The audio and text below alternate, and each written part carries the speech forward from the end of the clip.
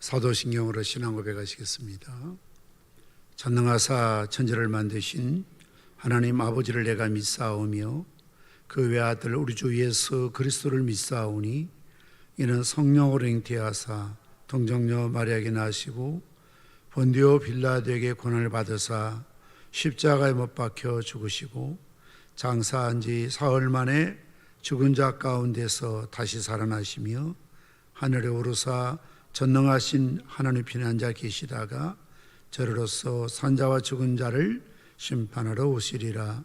성령을 믿사오며 거룩한 공회와 성도가 서로 교통하는 것과 죄를 사하여 주시는 것과 몸이 다시 사는 것과 영원히 사는 것을 믿사옵나이다. 아멘. 찬송가 348장 찬송하신 후에 김점희 권사님 기도 인도하시겠습니다.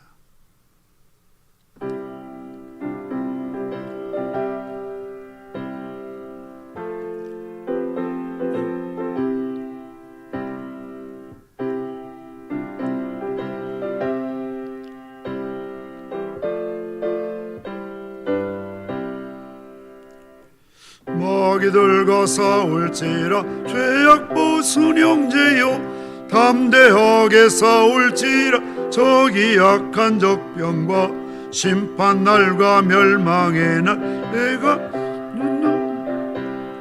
곧 다가오리라. 영광 영광 할렐루야. 영광 영광 할렐루야. 영광 영광 할렐루야. 곧 승리하리라. 마귀들과 싸울지라 죄악 벗은 형제여 고함치는 무리들 흉한 마귀 아닌가. 무섭고도 더러운 모두 떨쳐버리고 주 예수 붙들라. 영광 영광 할렐루야. 영광 영광 할렐루야. 영광 영광 할렐루야. 곧 승리하리라. 마귀들과 싸울지 죄악 벗은 형제여 구주 예수 그리스도 그 신발을 벌리고 너를 도와주시려 서서 기다리시니 나와서 나오라. 영광 영광 할렐루야. 영광 영광 할렐루야. 영광 영광 할렐루야. 곧 승리하리라. 김점희 권사님 기도 인도하십니다.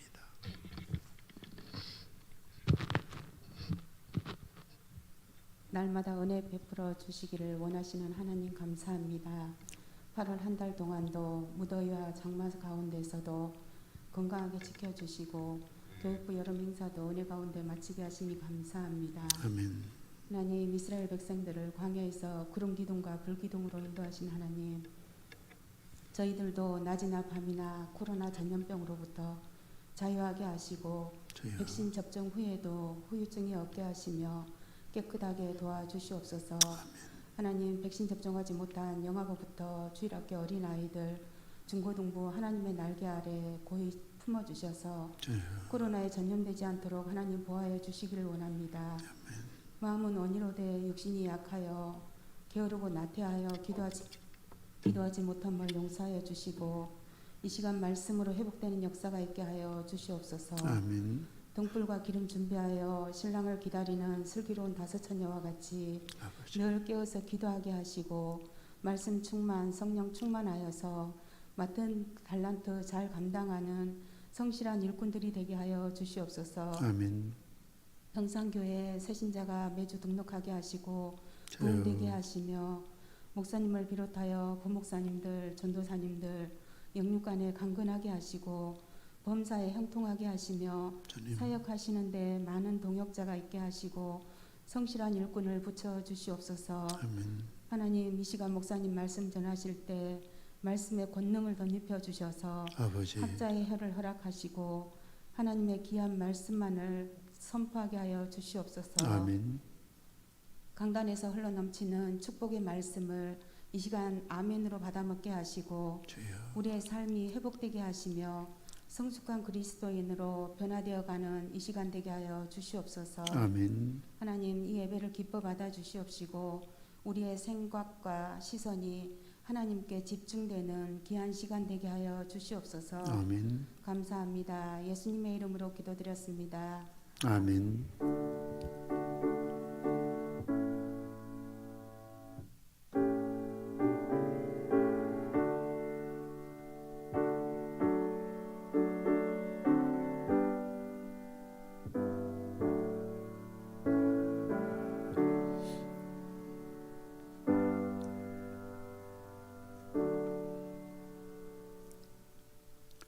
하나님 말씀 함께 보시겠습니다. 사도행전 16장 16절에서 18절 말씀까지를 합독하시겠습니다. 사도행전 16장 16절에서 18절 말씀 세 절 한 목소리로 말씀 받도록 하겠습니다. 같이 읽겠습니다.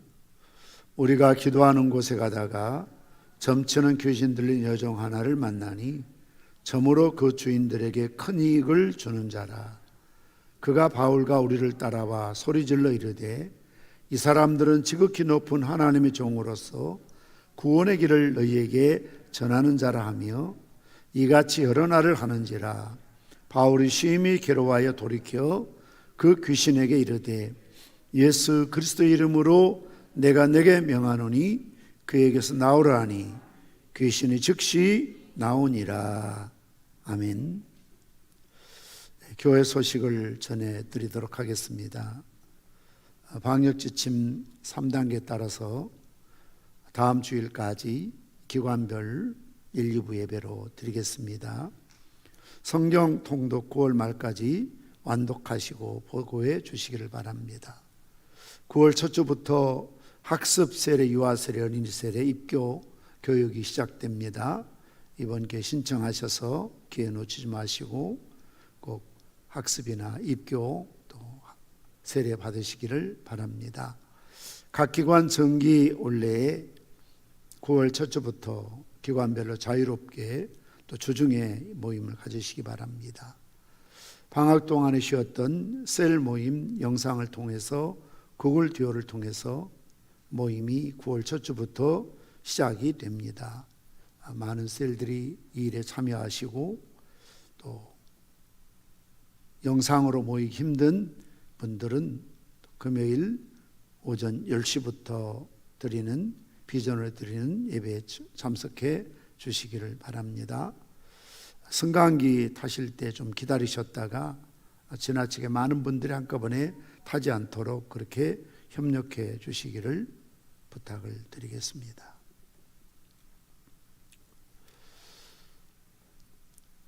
사도행전 16장은 사도 바울 일행이 마게도냐 빌립보 성에서 전도하던 중에 있었던 일들을 소개하고 있습니다. 16장에 보면 빌립보에서 물론 여러 가지 전도하며 많은 일들, 만남들, 열매들, 역사들이 있었겠습니다만 이 모두를 다 기록하는 것은 아닙니다. 아주 중요한 또 꼭 기억해야 될 그런 내용을 기록하고 있는 것이죠. 그래서 빌립보 성에 있었던 크게 세 가지가 사도행전 16장에 기록되고 있습니다. 지난 수요일 말씀드렸던 루디아가 개종하여 하나님 깨로 돌아온다는 사건이고요. 두 번째는 오늘 본문에 등장하는 한 여종이 귀신에 시달리는 이런 여종을 바울이 고쳐서 회복시킨다는 것이고요. 세 번째는 이것이 빌미가 되어서 결국 바울과 그 일행이 고소를 당하게 되고 감옥에 갇히게 되고 모진 매를 맞고 고생을 하는 가운데 하나님께 찬송하고 기도했더니 옥문이 열리는 기적을 통해서 또 간수장 일행이 예수 믿고 구원받는다는 사건을 기록하고 있습니다. 어떻게 보면 지난주에 말씀드렸던 누디아는 신분이 귀 부인이라고 그랬습니다. 소위 요즘으로 말하면 하이클래스, 아주 그 시대에 자유인이었고 돈도 많았고 또 믿음도 하나님을 경외하는 그런 아주 귀한 신분이 높은, 그리고 자유인이며 또 돈이 있는 부유한 그런 여인이 바울을 만나서 복음을 듣게 되고 하나님께서 이런 누디아의 마음의 문을 열어주시어서 예수님을 영접하고 그 집이 다 세례받게 되고 받은 바 은혜에 감사해서 바울 일행을 강권하여 자기 집에 머물게 하고 섬기는 그런 역사를 이루어 주신 것이죠. 거기에 비해서 오늘 본문에 등장한 한 여인은 루디아와 너무 대비된 인물 아닙니까? 그는 하인입니다. 여기 하인이랑은 노예라 그 말입니다. 그러니 참 천한 신분이지요. 그리고 그는 귀신에 시달리고 있습니다. 귀신이 그를 지배하고 다스리고 괴롭히고 있습니다. 그래서 정말 자유도 없고 가진 것도 없고 어쩌면 가난하고 천한, 정말 천하디 천한 그런 한 신분을 갖고 있는 것이죠. 루디아라는 신분과는 너무나 비교되는 두 여인이 예수 믿고 구원받는 그런 사건을 기록하고 있는 것입니다. 이것을 보면 정말 이방인이나 헬라인이나 할례자나 무할례자나 부자나 가난한 자나 그리스도 안에서 예수 믿는 사람들은 차별이 없는 하나님의 구원과 은혜가 부어지고 있다는 것을 엿볼 수가 있습니다. 어쩌면 빌립보 교회 이제 중심 인물들이 등장하고 있는데 그 교회 안에는 유대인으로서 할례를 받은 그런 신분의 사람들이 있는가 하면 이방인으로서 할례받지 못한 사람도 있고 자유인도 있고 그리고 노예도 있고 부자도 있고 가난한 사람도 있고 남자도 있고 여자도 있고 나이 많은 사람도 있고 어린 사람도 있는 그런 소위 다양한 계층, 다양한 연령, 다양한 신분으로 구성되어 있는 것이 건강한 교회의 모습이라는 거지요. 부자들만 다니는 교회가 아니고 가난한 사람만 있는 것이 아니고 어떤 전문직에 있는 사람들만 모이는 것이 아니고 다양한 사람들이 모일 수 있는 교회가 건강한 그런 교회입니다. 아유, 그 교회 갔더니 교수 아니면 사람 취급 안 하더라. 그 교회 갔더니 연예인 아니면 교인 취급을 안 하더라. 그 교회 갔더니 정말 어떤 소위 전문적인 직업이나 어떤 그런 위치가 아니면 장로님 되기 힘들겠더라. 그게 권사나 중직은 어림도 없겠더라. 이렇게 되어서도 안 되는 것이죠. 오늘 본문에 등장한 이 여인을 보면 얼마나 비참한 인생이었는가 하는 것을 보여주고 있는 것입니다. 그런데 오늘 16절에 이렇게 시작하고 있습니다. 우리가 기도하는 곳에 가다가 점치는 귀신 들린 여종 하나를 만나니 라고 말씀하고 있지요. 지난 주일 루디아의 사건을 다루면서도 13절 말씀 보면 안식일에 우리가 기도할 것이 있을까 하여 문 밖에 강가에 나가 거기 앉아서 모인 여자들에게 말하는데 라고 시작을 하고 있습니다. 공통점이 있죠. 루디아를 만날 때 안식일이었는데 기도의 처소를 찾기 위해서 가다가 만났다는 것이고요. 오늘 본문에 등장하는 귀신 들린 여종을 만나는 과정도 우리가 기도하는 곳에 가다가라고 전제하고 있는 것입니다. 바울은 가는 곳마다 회당을 찾아가서 예배드리고 거기서 성경을 가르쳤습니다. 그리고 어디를 가든지 기도해도 되지만 기도처로 정해진 곳에 찾아가서 정해진 시간, 정해진 장소에서 늘 기도하는 습관을 가지고 있었던 것을 볼 수가 있습니다. 물론 성령 안에서 무시로 우리는 늘 기도해야 되겠지요. 그러나 초대교회의 기도의 특징이 있다면 항상 정해진 시간이 있습니다. 그래서 사도행전에서도 항상 정해진 시간, 제3시, 제6시, 제9시 이렇게 시간에 기도했던 것을 자주 언급하고 있습니다. 이것은 초대교회가 가지고 있었던 정한 기도의 시간이었습니다. 지금도 모슬렘 회교 다니는 무슬림들은 하루에 5번씩 시간을 정해놓고 기도하지요. 여러분들이 동남아시아 이런 회교권 모슬렘 나라를 여행해 보면 하나의 특징이 있습니다. 소위 아잔이라고 해서 하루에 5번 소위 마이크를 통해서 그 노래가 흘러나오죠. 그러면 이 소리를 듣게 되면 모슬렘 믿는 사람들은 항상 자기의 소위 다니는 그런 회당 성전을 향하여 카페트를 깔고 머리를 땅에 대고 기도합니다. 그 노래가 끝날 때까지 꽤 긴 시간, 새벽, 또 오전, 점심, 오후, 저녁 이렇게 5번씩 그들은 정해진 시간 기도합니다. 아니면 또 그 자기들 회당 모이는 그곳에 가서 모여서 또 기도하기도 하는 것이죠. 이처럼 초대교회도 정해진 시간 또 기도처 정해진 장소에 가서 기도했던 것을 볼 수가 있습니다. 항상 이스라엘 사람들은 예루살렘 성전을 향해서 기도했습니다. 다니엘도 하루에 3번씩 그렇게 기도했다라고 기록을 하고 있는 것을 볼 수가 있습니다. 이처럼 하나님의 기적과 능력이 또 그런 귀한 만남들이 정해진 시간, 정해진 장소에 기도하러 가기 위해서 일어났던 것을 볼 수가 있습니다. 사도행전 3장에서도 베드로와 요한이 기도하기 위해서 성전에 올라가다가 안전뱅이를 고치는 사건을 기록하고 있습니다.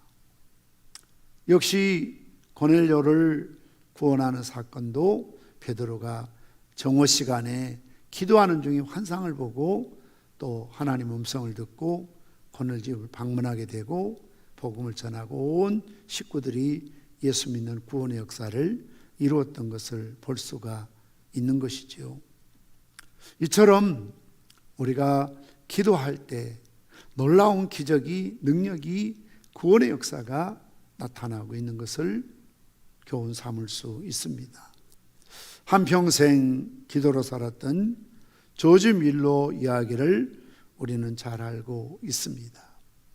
그는 누구에게도 도움을 요청하지 않았고 오직 기도만으로 2100명의 고아들과 100개의 학교를 운영했다고 하지 않습니까? 189명의 선교사를 돕고 9,000여 명의 학생들에게 학비를 지원했다고 합니다.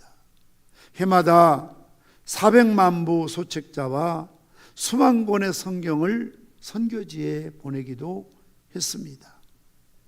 이런 조지 뮬러가 80대 노구를 이끌고 신학교에서 강의하고 있었습니다. 강의가 끝날 무렵 한 학생이 질문을 던졌습니다. 선생님, 어떻게 일평생 만여 명의 고아를 먹여 살렸으며 10만여 명의 주일학교 아이들을 도울 수 있었으며 허드슨 테일러를 비롯한 수많은 선교사들에게 수만 권의 성경을 보낼 수 있었습니까?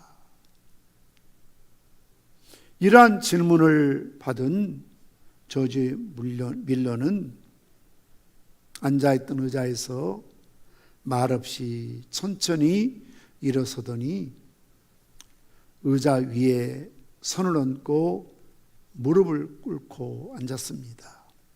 그리고 두 손으로 깍지를 끼고 눈을 감았습니다. 그리고 나서 조용히 일어나더니 이렇게 말했다고 합니다. 이게 비결이요. 나의 비결은 이것뿐이었습니다.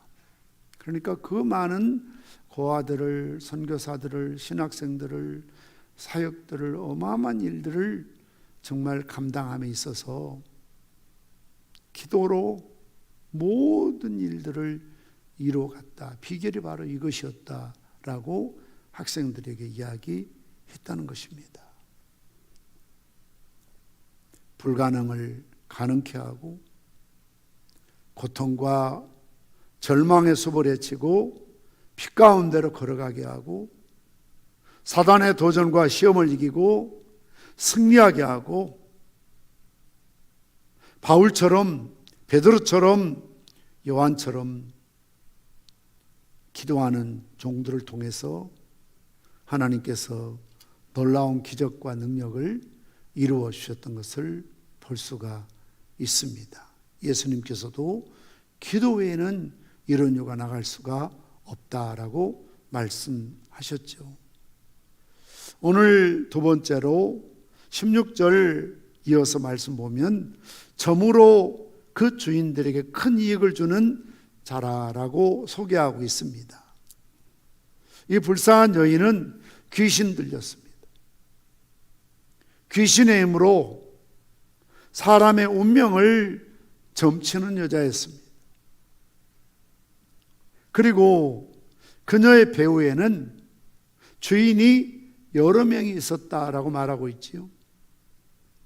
옛말에 곰은 제주가 부리고 돈은 주인이 가져가는 것처럼 아마 그 시대에는 이런 영적으로 어두운 죄악이 관영한 우상의 도시, 이런 악한 영이 지배하는 시대였기 때문에 사람들이 불안해하고 또 뭔가 의지하고 뭔가 자기의 어떤 미래를 알아주는 그런 점쟁이들을 많이 찾아 나선 것 같습니다. 그래서 이런 사람들의 심리를 이용을 해서 점쟁이들을 고용해서 하나의 사업 기업화하고 있었다는 것이죠.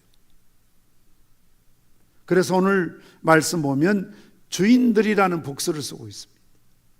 한 사람이 이 사람을 고용하는 것이 아니라 여러 사람이 그를 고용했고 어쩌면 그 여러 사람들이 마치 돈 주인 노릇을 하면서 이런 불쌍한 아이들을 데려다가 먹여주고 이렇게 도와주면서 정을 치게 하고 거기에 들어오는 수입들을 자기들이 얻어서 서로 나누어 갖는, 분배하는 그런 역할을 했다는 것이죠. 요즘은 좀 잘 보이지 않지만 옛날에 부산역이나 또 서울역이나 또 지하철이나 기차에 보면 껌을 파는 아이들이 많이 있었습니다. 대체적으로 고아들, 자기 말 맞다나 아버지 어릴 적 돌아가시고 어머니 가출하고 뭐 누나는 병들어 있고 형님은 뭐 알코올 중독자고 심지어 어떤 사람은 나는 지금 교도소에 출소한 지 며칠 지나지 않았다. 이런 막 말을 하면서 협박 반, 공갈 반, 막 또 이렇게 또 하나 팔아달라고 이런 식으로 사람들에게 접근을 했지요. 근데 이제 그 사람 개인으로 봤을 때는 참 불쌍하니까 껌이라도 물건이라도 팔아주고 싶은 마음이 들었지만 그 배후에 그들을 거느리는 소위 조폭 같은 세력들이 있지 않습니까? 그래서 이런 아이들을 집단으로 다 모집해서 세뇌시켜 교육하고 그리고 껌이나 이런 볼펜을 주어서 가서 팔아라. 그래서 팔아서 가져오면 아이에게 주는 것이 아니라 다 자기들이 소위 갈취하는 거죠. 아이들에게는 정말 죽지 않을 만큼 그런 작은 보상을 주고 나머지는 자기들이 다 거둬가는 이런 아주 악랄한 사람들이 있었죠. 아마 이 귀신 들린 점쟁이도 그렇게 했던 것 같습니다. 그래서 언젠가 한번 지하철을 타고 가는데 껌 팔아달라고 막 쪽지 나눠주고 이제 걷어가고 그럴 때 제가 하나 팔아주려고 하니까 그때 제 아내가 이래요. 팔아줘봤자 저희한테 하나도 안 돌아가. 그래서 그건 내가 알 바 아니고 그냥 불쌍하니까 그냥 팔아주자. 그것까지 어떻게 다 이것저것 따지고 헤아리면 우리 누굴 도와주고 누굴 구제하겠느냐. 길거리에서 구걸하는 돈이 지 돈이든 아니든 그건 자기들 알아서 할 일이고 그걸 다 너 이 돈 누구 돈이냐 묻고 따지고 그렇게 할 수 없고 그냥 불쌍하면 1,000원짜리 하나 이렇게 놓고 가는 거죠. 그걸 다 따져갖고는 우리가 아무것도 못하죠. 구세군의 냄비 이런 것들 주면 이게 뭐 경비를 얼마나 처리되느냐 뭐 어디에 쓰여지느냐 다 알 수가 없어요. 선한데 쓰여지겠지 하는 그런 마음을 갖고 도움도 주고 구제도 하고 심지어 우리가 돕는 그런 선교지도 이것저것 다 따지면 돕질 못해요. 우리는 우리 해야 될 일 하고 하나님께서 판단하시고 하나님께서 심판하시고 정리하시겠지 이런 생각이라지 우리가 어떻게 그 선교지 있는 걸 가보지도 않는데 어떻게 다 알 수 있습니까? 그냥 돕는 거죠. 아무튼 오늘 본문에 등장하는 이 점치는 여인은 돈을 벌어서 주인을 이롭게 했다고 그랬어요. 주인을 유익하게 했다. 자기는 참 불쌍한 여자였지만 이런 점을 쳐서 생기는 수입금을 다 주인에게 상납해서 주인들이 배불리 사는 그런 불쌍한 여자였다라고 말하고 있습니다. 어쩌면 그녀의 전 남편이거나 가족이거나 친척이었지 않았나 하는 그런 생각도 들기도 합니다. 그들은 병든 사람, 귀신에 사로잡힌 사람, 상실한 여인을 내세워서 돈을 챙기는 그런 무리들이었습니다. 중요한 것은 오늘 여기서 한 가지 짚고 넘어가야 할 사실은 뭔가 사로잡혀 산다는 거예요. 사로잡혀 산다. 우리가 자유인이라고 말하지만 심지어 어떤 사람은 나는 무교다. 나는 이것도 안 믿고 저것도 안 믿고 누구도 안 믿고 내가 내 인생의 주인이다. 그렇게 착각할지 모르지만 사실은 눈에 보이지 않지만 뭔가 매어 사는 사람들이 의외로 많이 있습니다. 죄에 사로잡히면 죄의 종이 되는 거죠. 오늘 여인처럼 마귀나 귀신에 사로잡히면 귀신의 종이 되는 것입니다. 어떤 사람은 마약에 사로잡힙니다. 끊고 싶어도 끊을 수 없습니다. 어떤 사람은 술의 노예가 되어 알코올 중독이 되어버리죠. 자기 힘으로 못 끊습니다. 어떤 사람은 어떤 이런 이성에 또는 돈의 노예가 되어 사로잡혀 사는 사람들이 많이 있습니다.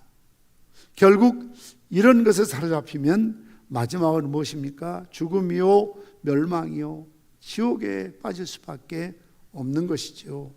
그러나 우리는 바울이 말했던 것처럼 하나님의 손에 사로잡혀 사는 하나님의 종이라는 거죠. 종이라는 것은 지배하고 다스리는 그 밑에 있다는 거죠.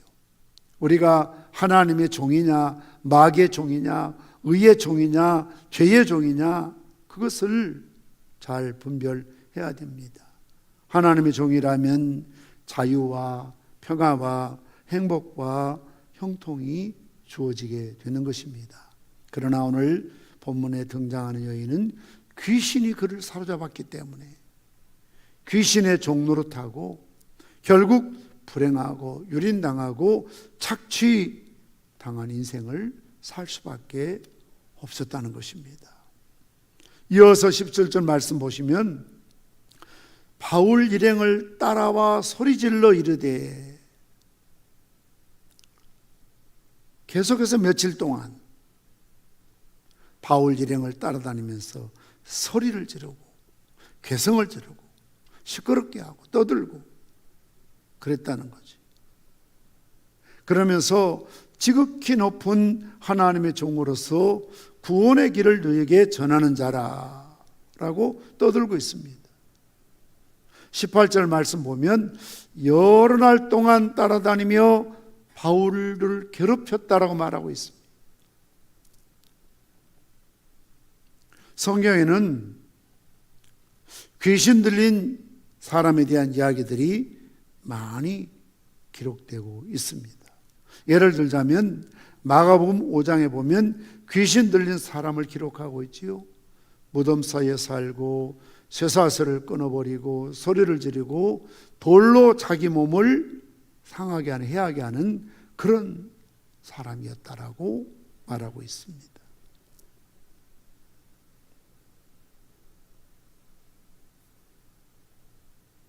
그러면서 이 귀신 들린 사람이 예수님을 향해 달려와 하는 말이 뭡니까? 지극히 높으신 하나님의 아들 예수여, 나와 당신이 무슨 상관이 있나이까? 원하건대 하나님 앞에 맹세하고 나를 괴롭히지 마옵소서. 사도행전 16장 오늘 본문에 등장하는 이 귀신 들린 여자가, 물론 여자가 말은 하지만 배후에는 귀신이 지금 이야기하게 하는 것이죠. 지극히 높은 하나님의 종 구원의 길을 전하는 자라고 떠들어댄다는 거예요. 자, 여기서 우리가 한 가지 잘 이해가 안 되는 부분이 있습니다. 옳은 이야기예요. 맞는 이야기예요. 지금 틀린 말 하고 있지 않습니다. 예를 들면 예수님께 대한 이야기도 지극히 높으신 하나님의 아들 예수요. 자, 지극히 높으신 하나님의 아들 예수라는 것을 귀신이 알고 있어요. 오늘 본문에서도 바울과 그 일행이 어떤 사람이라는 것을 정확하게 알고 있습니다. 지극히 높은 하나님의 종 구원의 길을 전하는 자라고 말하고 있습니다.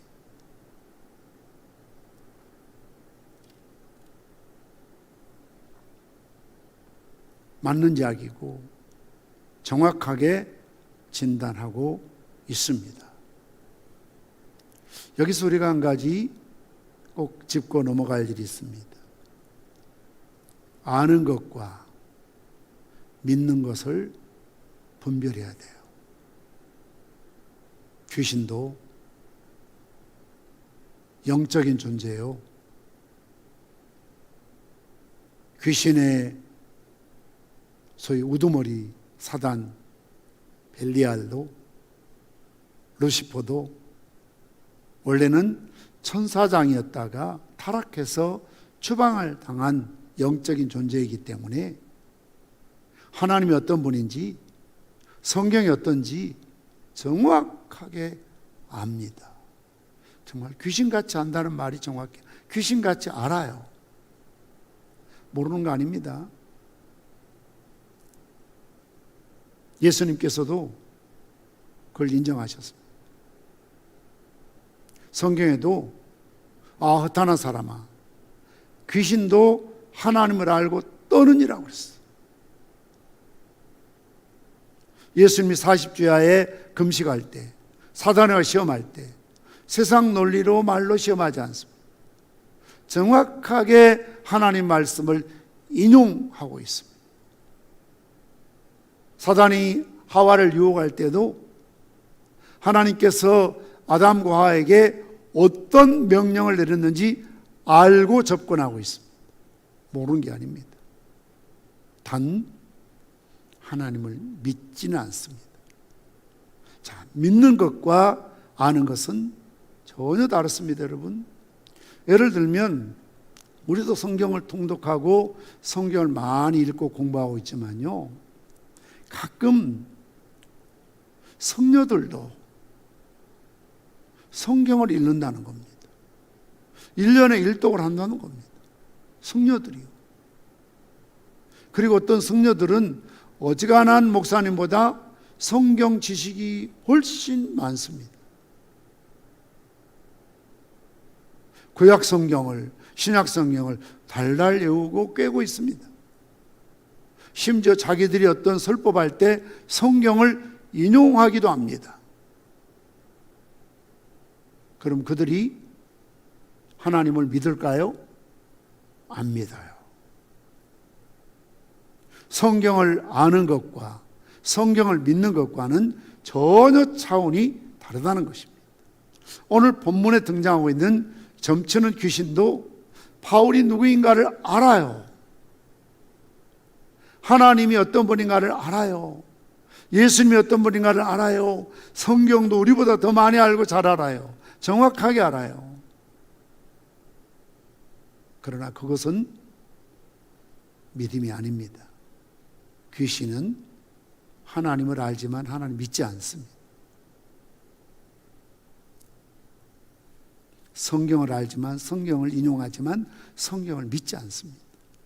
성녀들이 성경을 많이 갖다 놓고 읽고 심지어 신학서적을 이렇게 배우지만 믿지 않습니다.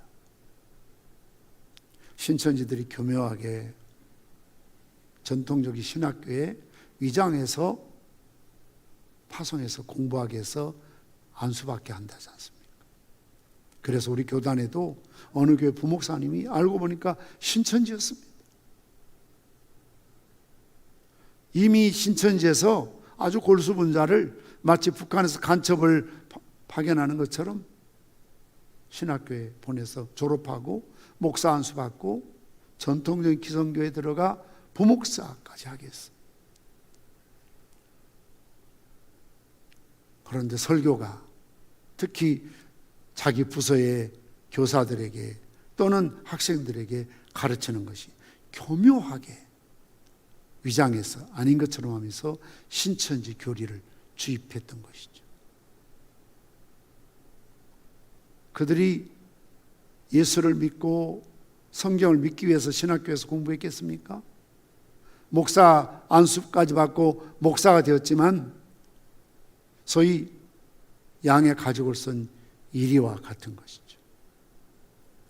거짓으로 속이고 거짓말하고 그걸 모략이라고 해서 정당화 시키는 것이죠. 몰래 교회에 잠입해서 아주 열심히 있는 것처럼 충성하는 것처럼 그렇게 해서 다 교인들의 관심을 끌게 하고 그 다음 친해지면 본색을 드러내죠. 목사님 설교가 이상하다는, 목사가 저러면 되면 안 된다는. 그리고 그들은 우리보다 더 평산교회에 부정적인 사람을 리스트를 다 갖고 있어요. 그런 사람을 이제 자기들 편으로 삼으려고 접근해서 우연을 가장하죠. 내가 뭐 꿈을 꿨는데 이렇다, 뭐 어디 아픈 것 같아서 다 알고 신상 파악을 훤하게 하죠. 우리 장로님들이 교인들을 아는 것보다 신천지가 평상 교인들 더 많이 알고 있어요. 정확한 리스트를 갖고 있어요. 그 집의 아이가 지금 고3이라는 것도 알고 남편이 암으로 투병한다는 것도 그들은 다 알고 있어요. 그래서 내가 기도하다가 집사님 생각나 전화했는데 알면서 혹시 집에 환자 있으세요? 아우 어떻게 알았냐고. 제가 꿈을 꾸니까 하나님이 보여주시고 알게 해주셔서 그러면서 호감을 갖게 하고 그렇게 접근하죠. 그렇게 속이는 거죠. 그게 귀신의 전략이고 수법이에요. 귀신이요. 거짓말하는 거예요.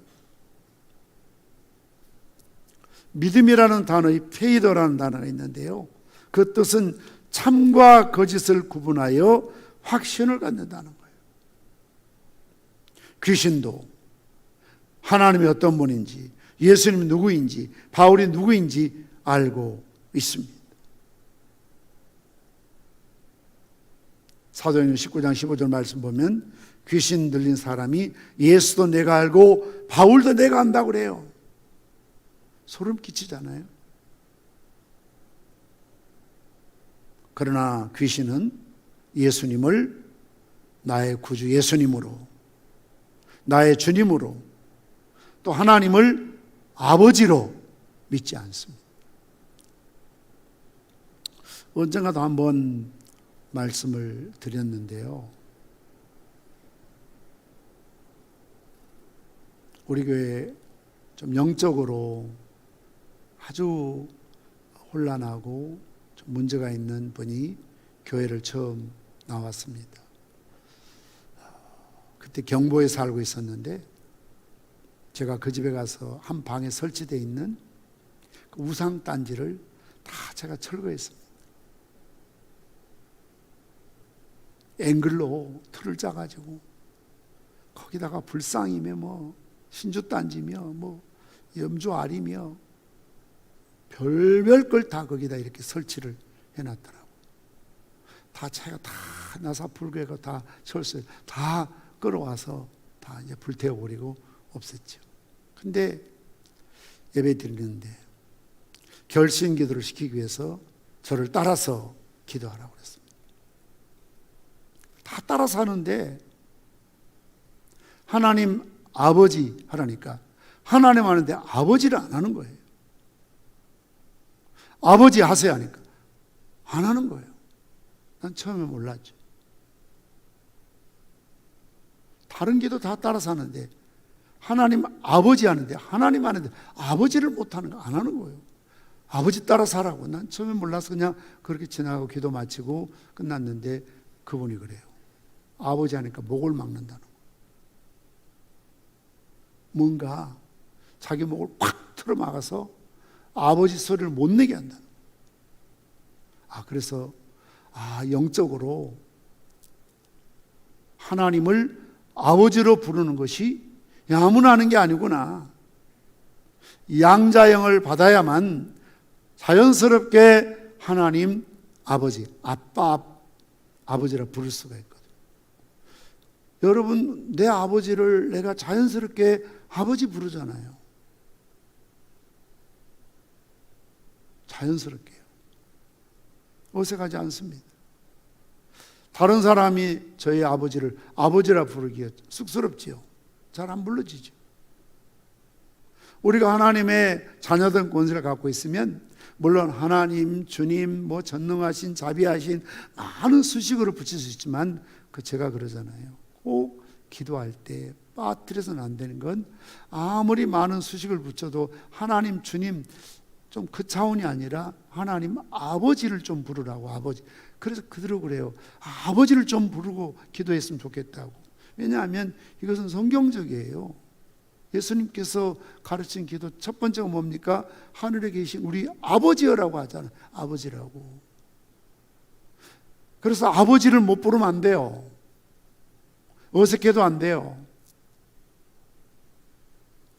여러분들이 한번 나중에 기도하실 때 내 기도 속에 정말 하나님 아버지라고 부르면서 네가 기도하고 있는가? 아니면 주님, 하나님 뭐 이런 그렇게 아도나이 식으로 이렇게 주여 하나님 이렇게 부르고 가는가 한번 스스로 점검해 보세요. 그리고 또 대표 기도하실 때 강단에 하실 때도 장로님이든 권사님이든 항상 기도하실 때 꼭 하나님 부를 때 주기도문처럼 하늘 예수님 아버지 하는 것처럼 전능하신 하나님 아버지, 여호와 하나님 아버지, 사랑이 많으신 아버지 하나님, 꼭 아버지를 넣어서 그렇게 기도하시길 바랍니다.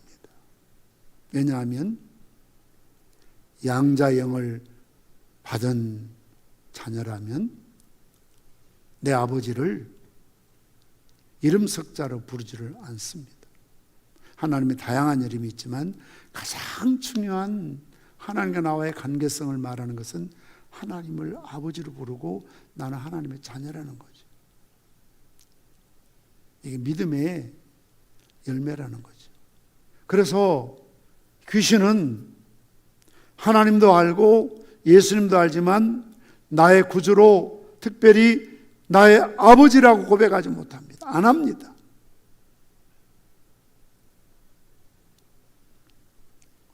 얼마나 귀신은 좋지 않는 다양성을 가지고 있는지 모릅니다.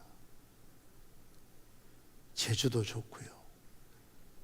수단도 있고요. 능력도 있고요. 심지어 장래일을 알고 맞춥니다. 예수님에 관한, 교회에 관한, 성경에 관한 지식도 풍부합니다. 얼마나 지혜가 탁월한지 모릅니다. 웃자고 한 이야기겠지만 성경에 그런 내용이 없으니까 절대화할 수 없지만 사단의 지혜가 IQ가 2000이 넘는 데잖아요. 2000. 우리는 200도 못 넘지요. 우리보다 훨씬 더 머리 위에 있어요. 그래서 인터넷 사이트를 점령하여 음란물을 띄우고 불온 사상을 띄우고 남을 비방하고 욕하고 협박하고 심지어 증오심을 갖게 하고 그런 자기의 증오심과 제약을 얼마나 또 정당화시키고 합리화시키는데 탁월한지 몰라요. 말로서 귀신을 이길 수가 없고 당할 수가 없어요. 심지어는 신학을 동원합니다. 성경을 인용합니다. 예술을 동원하고 문학을 동원하고 폭력을 동원해서 교회를 파괴하고 신앙을 파괴하고 예수님을 공격하는 게 귀신의 특징이죠. 여러분, 밤에 남포동 서면 온천장 가보십시오. 대학 앞에 가보십시오. 서점이 사라지고 가게 다 빠졌지만 점치는 곳, 심지어는 저도 오늘 보고 깜짝 놀랐습니다. 이런 다음이라는 이런 뉴스나 이런 걸 검색해 보면 항상 중간 박스에 멀쩡히 생긴 남자, 아주 그냥 아이돌 같은 생긴 남자를 딱 넣어놓고 당신의 미래를 알려드린다, 상담하라고. 점쟁이들이죠. 우리나라의 점쟁이들이 얼마나 많은지 압니까? 목사님 수보다 훨씬 많습니다. 젊은 대학생들, 어려운 참 힘들게 살아가는 사업가들, 불안하니까 자꾸 점쟁이한테 가서 점을 칩니다. 심지어 점쟁이들이 말할 때 교인들이 없으면 바꿀만 중단을 말까지 합니다. 장로도 권사도 집사들도 답답하면 뭐가 잘 안 되면 사업해야 될지 말아야 될지, 시집 보내야 될지 장가 보내야 될지 말아야 될지 점쟁이한테 가서 묻는다는 거 아닙니까?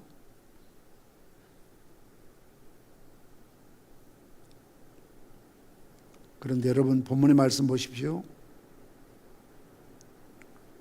아무리 정확하게 바울이 하나님의 위대한 높으신 종이고 복음을 전하는 자라고 귀신이 말하지만 바울이 어떻게 하죠? 괴로워했다고 말하겠어요. 괴로워서. 얼마나 괴로운지. 영이 달라요. 차원이 달라요.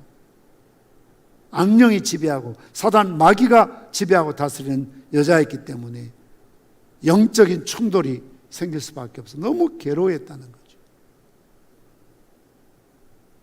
그래서 18절 말씀 보면 그 귀신에게 이르되 예수 그리스도의 이름으로 내가 너에게 명하노니 그에게서 나오라 하니 귀신이 즉시 나오니라.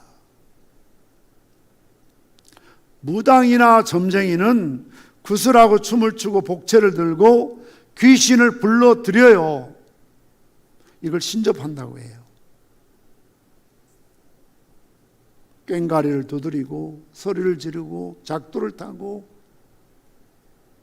대나무를 흔들고 방울국을 막 흔들면서 귀신을 불러들여 막 귀신을 초청하는 겁니다. 이 구다는 거고 점치는 거고 복채를 들고 귀신을 초청하는 거죠. 그런데 여러분, 오늘 바울은 예수님의 이름으로 귀신을 쫓아내는 거예요. 이걸 죽기라고 하죠. 귀신을 내보내는 거예요. 그에게서 나오라 명령하는 겁니다. 그런 교인들이 귀신을 초청하고 귀신을 신접한 사람들을 가까이 하고 호기심에서라도 그런 데 들어가서 물어보고 알아보고 큰일 날 일이에요. 주간제 나오는 일진 같은 거 절대 보면 안 된다고요.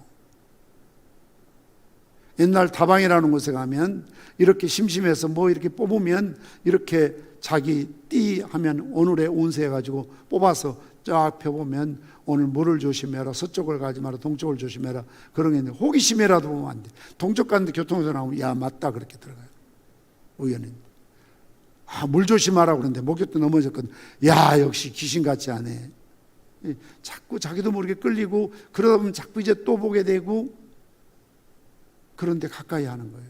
그래서 안 물어보면 불안해서 못 사는 거예요.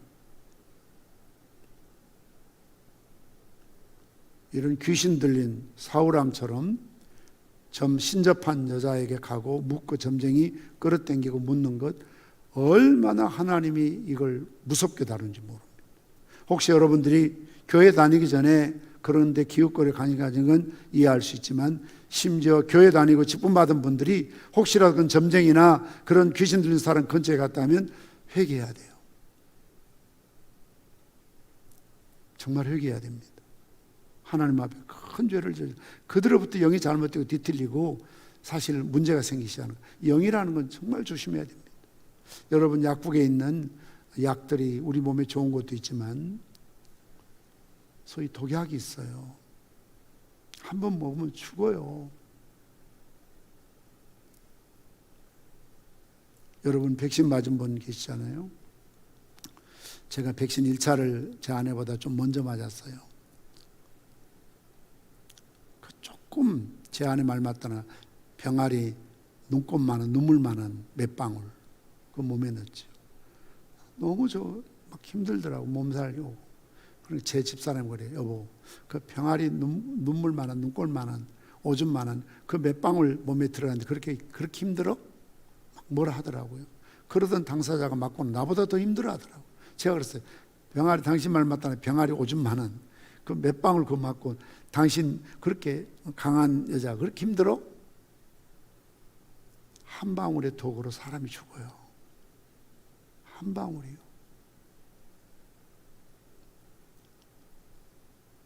버섯 좋아하시는 분들 독버섯 하나 먹고 죽어요. 산천에 널려있는 이런 나물처럼 보이지만 하나의 그 잘못 먹은 나무를 먹으면 마비 증상이고 식물인간이고 심지어 죽습니다. 아니면 말고가 아니고요. 이런 귀신 들린 사람 한 번 찾아간 게 내 인생의 폐가망신 될 수도 있습니다. 한 번이 아닙니다. 조심해야 됩니다. 일철 근접해서도 안 되고 가까이 가서도 안 되고 호기심에라도 전화라도 인터넷으로라도 물어보면 안 됩니다. 혹시 여러분 컴퓨터에 핸드폰에 일진 운수 그런 어플이 있으면 바로 오늘 지우시기 바랍니다. 탈레반 같으면 성경이 있으면 바로 총살당하는 것처럼 여러분 정말 경고하는데 무섭습니다. 하루 그걸 열어보고 하루를 시작하고 하나님이 가장 가증스럽게 여기는 사악한 일입니다. 교회 다닌 사람이 점쟁이 집에 간다고요? 우리는 귀신을 내쫓아야 될 사람인데 신접하고 귀신을 받아들이고 초청한 거기에 같이 동참한다는 건 하나님을 대적하는 행위입니다.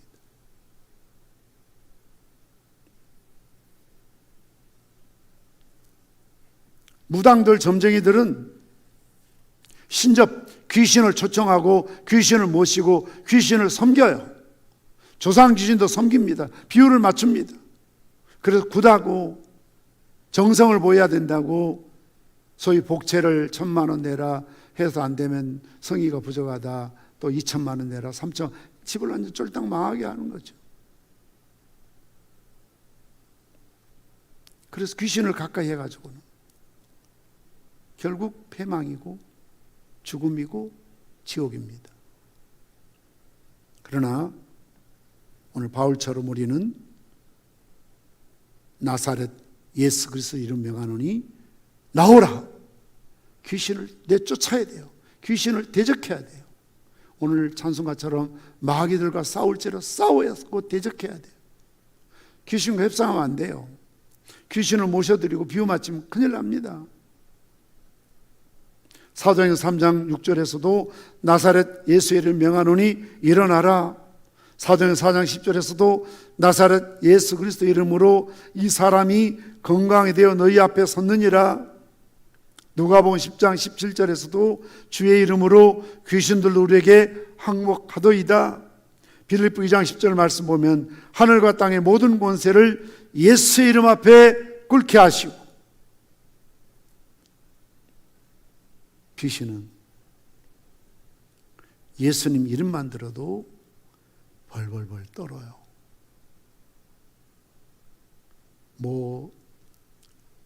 세상에 천하 없는 장군이나 대통령이나 재벌이나 연예인 이름은 ቁ떡도 안 하지만 예수의 이름 이 말만 하면 귀신들이 부들부들 떨어요.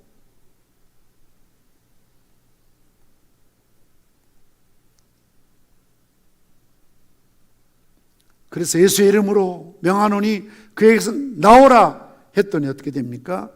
그 다음이 중요하죠. 즉시 나오니라. 따라서 합시다. 즉시 나오니라. 즉시 나오니라. 바로 떠납니다. 조금만 이따 갈게요. 미룰 수가 없습니다. 평생 내가 이 사람 몸에 살았는데 하루만, 한 3일만, 일주일만, 한 달만 더 있다 갈게요. 미룰 수 없습니다. 타협해서 안 됩니다. 바로 내보내야 돼요. 거절할 수도 없고 반대할 수도 없습니다. 예수의 이름을 명하면 즉시 떠나가고 거절하지 못하는 게 귀신입니다. 언젠가도 말씀드렸습니다만 올평에 그 초라한 그 교회를 개척하고 새벽으로 차인배를 올리고 그랬더니 자기들 말 맞다나 역사와 전통을 자랑하는 임곡에 지금도 있습니다. 큰 절간에서 마을 청년들, 부녀이들을 전화와서 저 교회가 들어오고 나서 신이 안 내린다는 거예요. 우리 교회가 수십 명 모이는 것도 아니고요. 우리 교인이 지금처럼 큰 그런 교회도 아니고 정말 초라한 볼품없는 임곡 절간과 비교했을 때는 이건 말도 아닌. 그런데 보세요. 그 초라한 전도사가 개척한 교회, 거기에 예수의 이름을 부르고 찬송을 불렀더니 바로 옆에 붙어 있는 것도 아니고 그 멀리 떨어져 있는 임곡에 있는 산속에 있는 그 절간에서 하는 말이 내리던 신이 안 내린대요. 신이. 제가 그랬어요. 스스로 폐인을 자인하는 거예요. 부끄러운 줄 알아야지. 교회가 와도 우리 신이 더 강하다, 여전히 오히려 더 잘 내리고 있다 그래야 되는데 스스로 마을 청년들한테, 부녀회원들한테 저 교회 때문에 우리 신이 안 내린다, 스스로 약자임을, 아무것도 아님을 드러내잖아요. 정말 세습되지 않고 신접해서 신내림을 받는 이런 무속인들은 자기 굿할 때 주일학생 옆에 있어도 신이 안 내려요.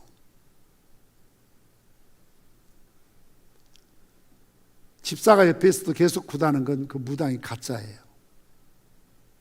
안 내립니다. 진짜 무당은 군 못한다고 그래요. 여기 누가 있다. 그 사람 내보내야 신 내린다. 이 귀신의 한계예요, 한계. 강한 것처럼 협박하고 공갈치고, 한 집안에 종교가 있으면 뭐 예수 믿으면 망하고 남편이 죽고 뭐 사업이 안 되고 자꾸 거짓말하고 협박 공갈치지만 다 거짓말이에요. 속으면 안 돼요. 아무것도 아니에요. 여러분, 귀신 무서워할 필요 없어요. 두려워할 필요 없어요. 겁낼 거 없어요. 내 능력으로, 내 힘으로, 내 의지로, 내 믿음으로 하는 거 아니에요. 예수님의 이름으로.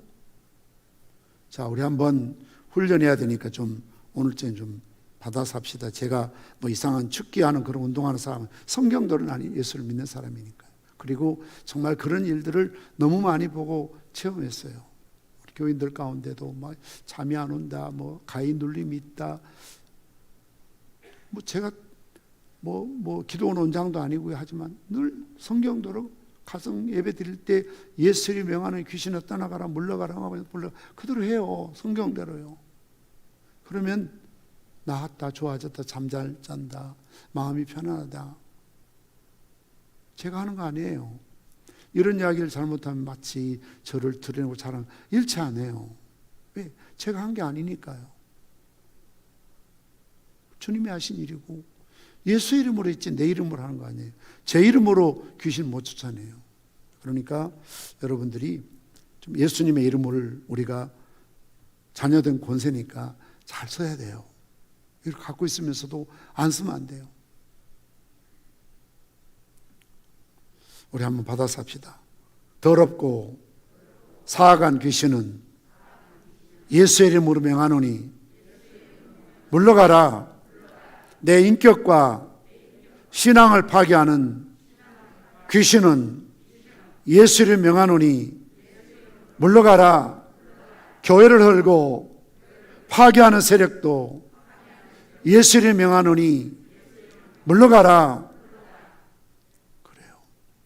우리 가정을 깨고 인간관계를 깨고 국가 공동체를 파괴하는 악한 영들이 있습니다. 그럴 때 항상 우리는 주저하지 않고 예수의 이름 명하노니 물러가라. 성경대로 자녀된 권세를 가지고 꼭 목사님만이 할 수 있는 게 아니에요. 여러분들 다 하나님 자녀된 권세요. 왕 같은 제사장의 거룩한 백성이에요. 여러분이 하시면 돼요. 목사님의 전유물이 아니라 그 말이에요. 여러분들도 얼마든지 오늘 말씀대로 예수님 명하느니 귀신아 물러가라 하면 귀신이 바로 떠나요. 물론 떠났던 귀신이 더 강한 7귀신을 들어오도 그때 또 물리치면 돼요. 한번 물러간다 귀신이 깨끗이 소재되는 거 아니에요. 또 들어올 수 있고 계속 평생 우리는 영적 싸움을 해야 됩니다.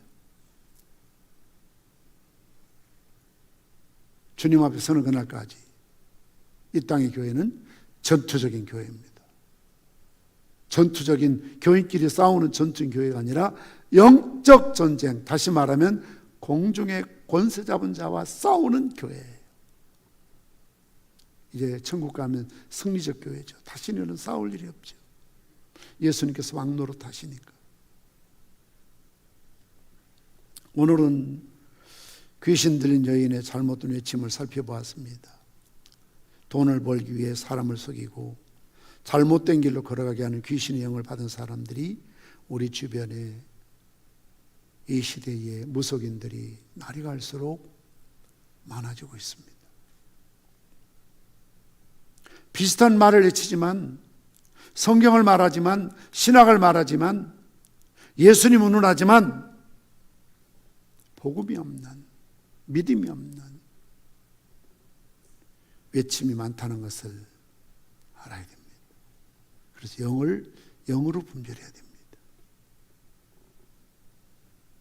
우리는 오늘 본문의 말씀처럼 예수 그리스도 이름으로 명령하면 즉시 귀신이 떠나는 자녀되는 권세를 저도 여러분도 갖고 있음을 믿으시고, 이렇게 영적으로 내가 시달림 받거나 내 가족이나 내 주변에 인물이 있다면 우리는 성경대로 세속적인 관점에 귀신을 접하고 귀신에게 자꾸 속아 넘어가면 안 돼요. 세상적인 사람이 말하는 귀신의 관점 보면 안 돼요. 오늘 제가 어떤 분 만났을 때 그런 이야기 했어요. 우리 성경 알면 성경이 말하는 귀신이 어떤 존재고 어떻게 해야 되는가를 알아야지. 세상 사람도 귀신 말하는데 아주 유치하지요. 예를 들면 집 앞에다가 쫌쫌한 채를 이렇게 걸어 놓으면 귀신이 새알이다가 못 새알이고 새벽이면 간다. 뭐 문 앞에다가 뭘 이렇게 발라놓고 붙여놓으면 귀신이 못 들어온다. 귀신은 영이기 때문에 문이 닫힌다고 못 들어오고 연다고 들어오고 그런 게 아니라고요. 뭐 귀신이 또 뭘 무서워한다. 예수의 이름을 무서워하지, 이 세상 뭐 칼이든 뭐 가시 찔레나무든 가시나무든 다 그게 귀신의 전략에 넘어가는 거예요. 내 마음에 뭐 위안이 될지 모르지만 절대 그렇게 해서 귀신이 떠나고 오고 가고 그런 게 아니에요. 귀신이 무서워하는 거 하나밖에 없어요. 여러분 절대 안 무서워해요. 누구도 안 무서워해요. 무서우기는 더 좋아하죠. 자기를 초청해주고 환영해주고 자기 부리는 사람이니까요. 그러나 나사렛 예수 그리스도의 이름, 그 이름만 불러도, 예수의 이름만 불러도 귀신은 부들부들 떱니다. 그래서 저는 늘 그런 이야기합니다.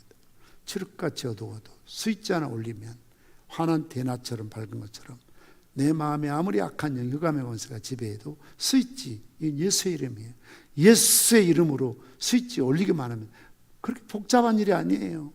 올리기만 하면 환하게 빛이 들어온 것처럼 순간적으로 흑암의 권세, 어둠의 세력은 물러가게 될 줄 믿으시기를 바랍니다. 기도하시겠습니다. 오늘도 영적으로 혼돈하고 혼미한 시대를 살아가고 있습니다.